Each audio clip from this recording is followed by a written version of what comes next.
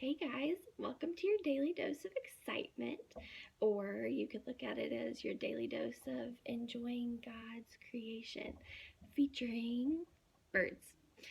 So, you might hear some birds outside of your window. You might hear a cardinal. Let's see if we can get it. And a cardinal looks like this. It's really easy to point out. You might hear a robin. Check it out. This is what a robin looks like. You might hear a blue jay. It looks like this. Or you might hear a chickadee. Or a sparrow. So, oh. So all of these birds are native to around where we live. So you might hear those birds most, but you might see more birds than that. So today we are going to talk about hummingbirds, and I picked hummingbirds because I think they're really cute. They're super tiny, and this is what a hummingbird looks like. And you won't see hummingbirds until summertime more so because they migrate. And migrating just means that they move for different seasons for when it gets hot and cold and stuff. So today I have a hummingbird and I'm going to show it to you. Look how tiny it is. And I have one glove on, and I'm gonna put another glove on because sometimes birds have different germs than people are used to. And so we just want to be careful about germs and disease and stuff, okay? If I can get this on.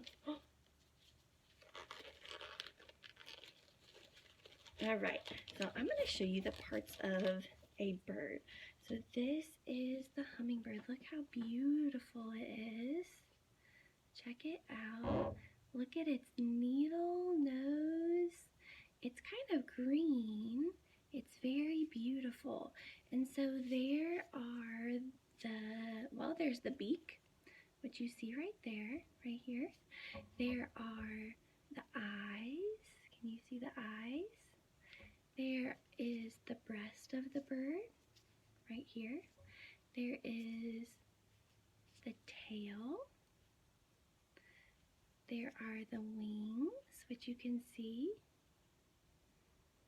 And there are the feet, which this little hummingbird kind of has its feet tucked in. And then on the feet, there's claws. And each one of these little birds are created for a different reason. And their beaks look different for a different reason. And all their calls are different. And that's how God created them. And the hummingbird, it doesn't weigh a lot because it moves really, really fast. So I also have this nest here, and I'm going to pick it up, and I'm going to use gloves again. This is the nest that I have found. And what do you think they make their nests out of? Well, it's different for every bird. So I see what do you see? You see some twigs. If you look on the back, you can see some mud. I see some hair. Can you see some hair in there? All kinds of stuff. I see some grass. So this would be more of a hummingbird-sized nest. See? A hummingbird would fit in this nest. But I have a bigger nest that a bigger bird might live in. And this bird used different things to make its nest as well. So I'm going to hold up this nest. See, check it out. It has leaves. It has, I see a little bit of plastic. Do you see the plastic? I see some more hair. I see, I see like a candy bar wrapper. Which we don't want to leave out, but maybe the birds looked and used it for good. What else do you see? Now see how small this nest is compared to this nest. So the hummingbird is going to need a much smaller nest, and I'm actually going to show you a video of the hummingbird making its nest, and it's pretty cool. So it uses spider webs and different plants, maybe some leaf matter, anything to weave its nest together into This hummingbird plays the roles of surveyor, architect and builder.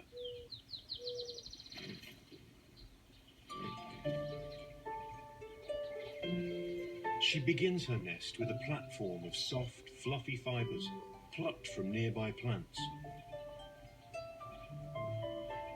She's chosen a small tree branch that offers a bit of scaffolding to anchor her construction.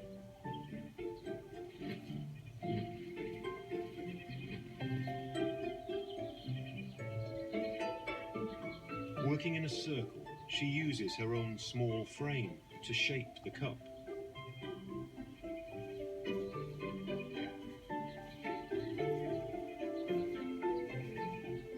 Now she needs a special thread to tie it all together.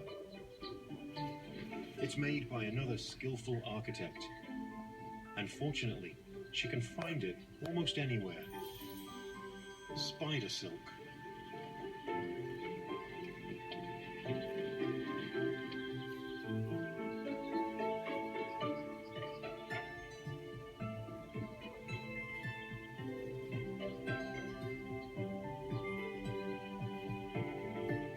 As the nest grows around her, she works the inside of the bowl with her feet, compressing the resilient fibers into a thick wall.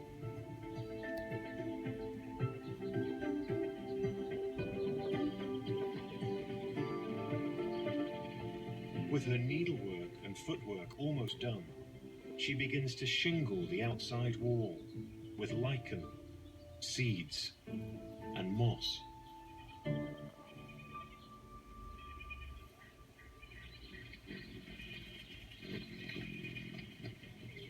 And suddenly, it's perfect.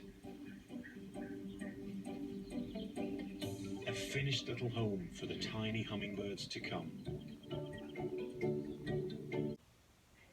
So how cool was watching that hummingbird make its nest? It's amazing what they can do without hands. Can you imagine making something without your hands and just using your little beak? So another really interesting thing about hummingbirds is their tongue. And you see how skinny their beak is? Well, their tongue is even skinnier, and it moves really, really fast. And the only way that you can see it is in slow motion. So I'm going to show you another video of a hummingbird's tongue in slow motion.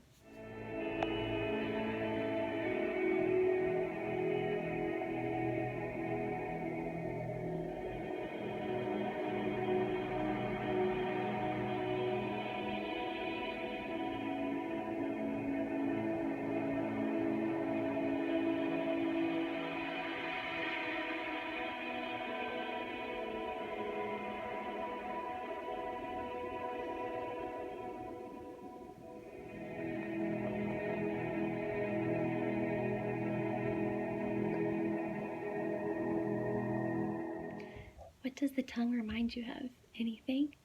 I like to watch it. Their wings slow down in slow motion. Their wings usually go really, really fast that we usually can't see their wings when they're flying. They have to eat very often because they burn a lot of energy since they go so fast. So I love hummingbirds, and this last video that I'm going to show you is very, very silly. Did you know that birds sleep? Well, this hummingbird was caught snoring. In Peru, captured this, escaping from the tiny body of a sleeping hummingbird. A high-pitched but unmistakable snore. Before I say goodbye, I wanted to show you some of my parents' replicas of other birds that are around. And so the first one, I'm going to go from littlest to biggest, okay? So the first one is, what we just learned about is a hummingbird. And these aren't real birds. These are just replicas of birds. This hummingbird has some babies. This is a ruby-throated hummingbird. The next one is a little wren. See how its beak is different? It's not so skinny. So it's going to eat different things and use its beak differently. The next one gets really big really fast. A falcon. Check out his beak. See how it curves?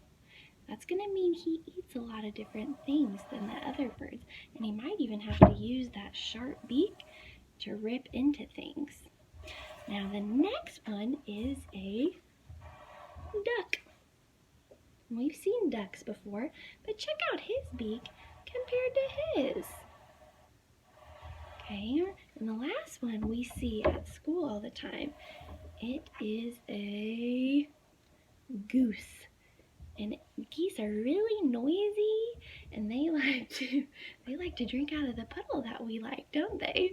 So let me show you from biggest to smallest all the birds that I have here. So we have a hummingbird, a wren, a falcon, a big old duck, and a big old goose. And there's lots of other birds to learn about, but these are the ones that I had to show you.